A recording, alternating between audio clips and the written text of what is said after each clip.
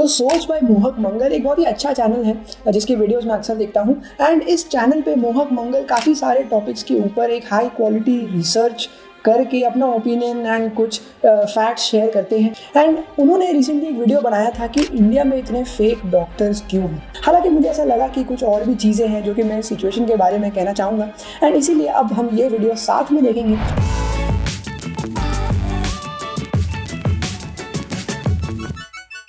एक ऐसी खबर जिसे सुनकर आपके रोंगटे खड़े हो जाएंगे। The epicenter of the HIV horror. ये न्यूज है यूपी के उन्नाव डिस्ट्रिक्ट में चकमीरपुर गांव से, जहां 33 लोग HIV पॉजिटिव टेस्ट हुए थे। एक ऐसी कहानी में जो सरप्राइजिंग और अजीब है। ये आपको as a non medical person हो सकता है सुनने में अजीब लगे, बट ऐसी चीज़ हुई है। एंड एज अ डॉक्टर हम लोग को ये खबर मिलती रहती है कि फलानी जगह पे डॉक्टर ने या जो सो कॉल्ड फेक डॉक्टर्स हैं उनकी गलती की वजह से या उनके ध्यान नहीं देने की वजह से कई सारे लोग बीमार हो जाते हैं। एक जो इंसिडेंट मुझे याद आता है वो है एक मूवी का जिसका नाम था आई थिंक लाल रंग, जिसमें कि ब्लड डोनेशन के ऊपर ये एक मूवी थी। एंड उसमें ये दिखाया गया था कि एक किसी HIV पॉजिटिव व्यक्ति का ब्लड बिना टेस्ट किए लोगों को देने से बहुत सारे लोग HIV पॉजिटिव हो जाते हैं। उनमें से कोई व्यक्ति एक होता है जो मर जाता है। तो ये भी एक ट्रू स्टोरी रह चुकी है इंडिया में। ये एक ऐसी जगह है जहाँ अगर आप बीमार हैं तो एक रास्ता है गवर्नमेंट हॉस्पिटल्स में जाने का, जहाँ डॉक्टर्स आपको ऐसी मेडिसिन देंगे जिनकी कॉस्ट 100 से 300 रुपए तक की है। ऐसी सिचुएशन में लोकल्स के पास इतने पैसे नहीं है देने। जब मैं ये चीज़ सुनता हूँ तो मुझे बड़ा अजीब लगता है कि एक तरफ हम कहते हैं कि इंडिया बहुत बड़ा सुपर पावर बन रहा है,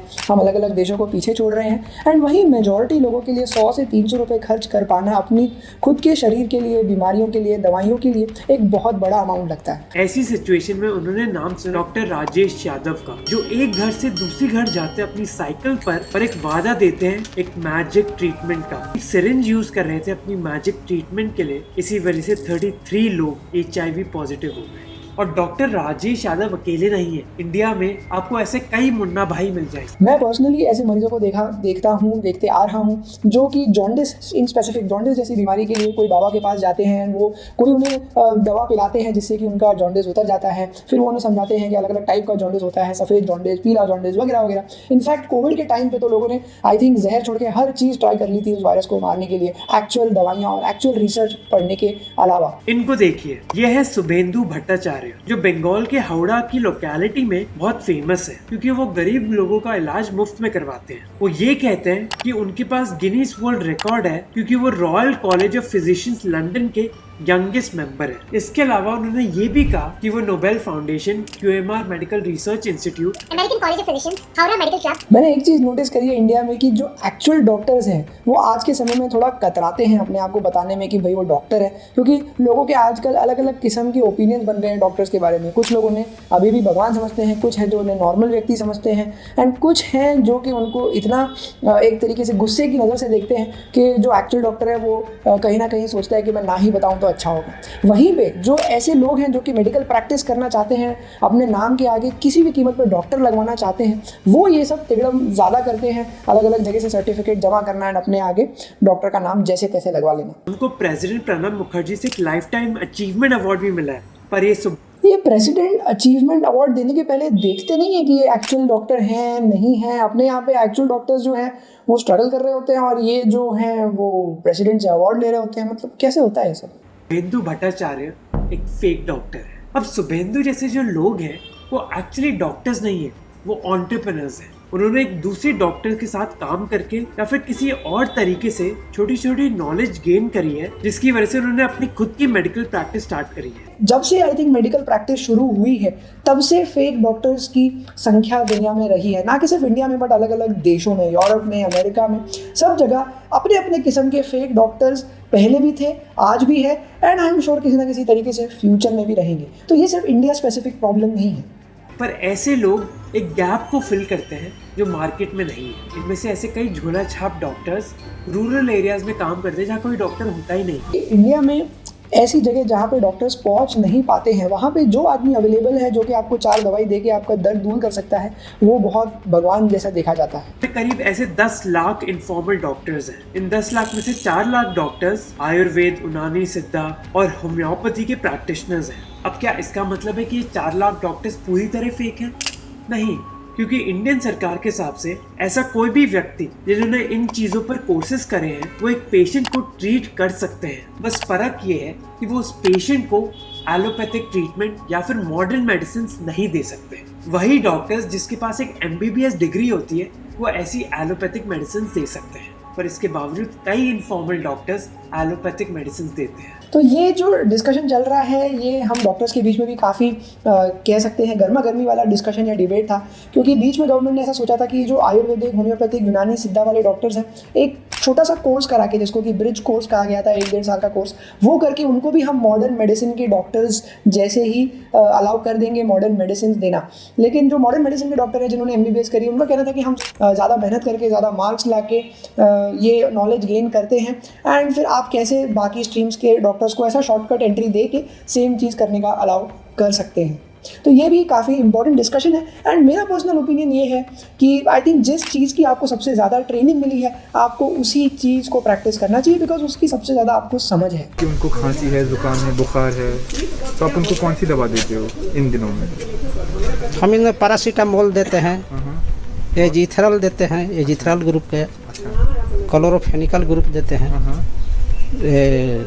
विटामिन C देते हैं। ये जो एजिथ्रल ग्रुप है यानी कि वो एजिथ्रोमाइसिन की बात कर रहे हैं जो कि एक एंटीबायोटिक है एंड इंडिया पूरे वर्ल्ड में सबसे ज़्यादा एंटीबायोटिक अब्यूज़ करने वाले देशों में गिना जाता है। इसका नुकसान ये है कि हमारे यहाँ पे मेजॉरिटी जो इन्फेक्शंस हैं अब वो एंटीबायोटिक से रेजिस्टेंट हो गए हैं, यानी कि आप चाहे जितनी एंटीबायोटिक खा लें आपका बैक्टीरिया जो आपके शरीर में है, जो आपको बीमार बना रहा है, वो मरेगा नहीं, बिकॉज एंटीबायोटिक खा खा के उनके भी जो एवोल्यूशन है, उनकी भी जो स्पीशीज़ है वो नए टाइप की बन गई है जो कि इस एंटीबायोटिक के अगेंस्ट लड़ना जानती है।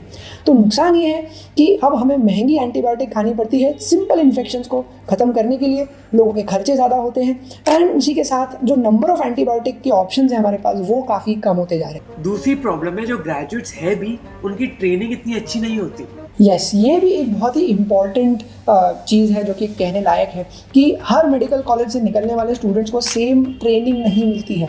कहने के लिए सब डॉक्टर्स होते हैं, सबके नाम के आगे सेम ही डिग्री लगती है, लेकिन अगर कोई व्यक्ति एक ऐसे गवर्नमेंट कॉलेज से आया है जहाँ पे कि वैरायटी ऑफ पेशेंट्स ज़्यादा थे या जहाँ के टीचर्स जो थे वो बहुत अच्छे और बहुत एक्सपीरियंस थे, जहाँ पे कि एक्चुअल पढ़ाई में ध्यान दिया जाता था, समय दिया जाता था, तो उनकी ट्रेनिंग एक बहुत अच्छे तरीके से होती है। वहीं पे कोई ऐसा हॉस्पिटल है जहाँ पे कि हो सकता है पेशेंट बहुत ज़्यादा हो लेकिन कोई सिखाने वाला नहीं है, या टीचर्स बहुत ज़्यादा है लेकिन पेशेंट्स नहीं है, एंड अगर दोनों ही चीज़ें हैं बट सीखने सिखाने का माहौल नहीं है, इंटरेस्ट नहीं है, उन्हें फालतू के काम ज़्यादा करवाए जाते हैं, तो अगेन कहने के लिए वो डॉक्टर बन के निकलते हैं लेकिन उनकी ट्रेनिंग और इनकी ट्रेनिंग में बहुत ज़्यादा फ़र्क होता है। अब ऐसी सिचुएशन में ना ही इतने मेडिकल ग्रेजुएट्स हैं इंडिया में, जो ग्रेजुएट्स हैं भी उनको ढंग की ट्रेनिंग नहीं मिलती, और जिनको ट्रेनिंग ढंग की मिलती भी है वो रूरल एरियाज में काम नहीं करना चाहते। ये बहुत ही कॉमन सेंटिमेंट है डॉक्टर्स के बीच में एंड जब जनरल पब्लिक इसको सुनती है या जब पॉलिटिशियंस इसको डिस्कस करते हैं तो ऐसा दिखाया जाता है कि डॉक्टर्स मन के कितने ख़राब हैं, कितने लालची हैं कि वो गांव में जाके गरीबों की मदद नहीं करना चाहते हैं। बट लोग ये भूल जाते हैं कि मेडिसिन जो है वो एक करियर ऑप्शन है। करियर यानी कि आप उससे अपनी रोजी रोटी कमाएंगे। तो जैसे बाकी करियर ऑप्शंस में चीज़ें देखी जाती हैं कि रिटर्न ऑफ इन्वेस्टमेंट कितना होता है एंड आपका करियर ग्रोथ कैसा होता है, करियर पाथ कैसा होता है, प्रमोशन वगैरह, वही चीज़ अगर मेडिसिन में आप अप्लाई करें तो लोग आपको बुरा मानने लगते हैं। हालांकि लोग ये भूल जाते हैं कि बिना इनफ फैसिलिटीज़ के सिर्फ एक डॉक्टर को अगर आप एक टेबल कुर्सी पे बैठा देंगे तो वो ज़्यादा कुछ कर नहीं पाएगा। उससे अच्छा अगर वो कोई ऐसी जगह पे हो जहाँ पे वो कुछ कर पाए तो एज अ डॉक्टर वो ज़्यादा यूजफुल है सोसाइटी के लिए। इसकी वजह से रूरल एरियाज में डॉक्टर्स की वैकेंसी बहुत हाई है और इसी वजह से झोला छाप डॉक्टर्स बहुत पॉपुलर है रूरल एरिया, क्योंकि ऐसे डॉक्टर्स लोगों का इलाज बहुत कम कॉस्ट में करवा लेते हैं और इस सिस्टम को कई लोग सपोर्ट करते हैं। कि आप नकली डिग्री देके फेक डॉक्टर पैदा करने की कोशिश कर रहे हैं जिससे कि वो सोसाइटी का भला करे, तो ये कैसा तरीका हुआ भला करने का। एंड यही फेक डॉक्टर जब गलती करते हैं तो उसके लिए कौन रिस्पॉन्सिबल होगा? क्या ये नकली डिग्री बनाने वाले रिस्पॉन्सिबिलिटी लेंगे? ह्यूमन बॉडी मुझे बहुत ही फैसिनेटिंग लगती है और उसके बारे में मैं जितनी ज़्यादा से ज़्यादा चीज़ें आपको बता पाऊँ उसमें मुझे मज़ा आता है, बिकॉज मेरे हिसाब से मुझे ऐसा लगता है कि मैं जितनी ज़्यादा अवेयरनेस क्रिएट कर पाऊँगा उतना ही आप अपनी हेल्थ का, अपने शरीर का, अपने बॉडी और माइंड का ख्याल रखेंगे एंड उससे हम सबका फ़ायदा होगा। तो लाइक कीजिए इस वीडियो को, शेयर कीजिए और लोगों तक पहुंचाइए एंड मुझे बताइए कि आपको ये वीडियो कैसा लगा एंड और कौन कौन से टॉपिक्स के बारे में हम फ्यूचर में बात कर सकते हैं। With that I will take your leave and I will see you very soon in the next video.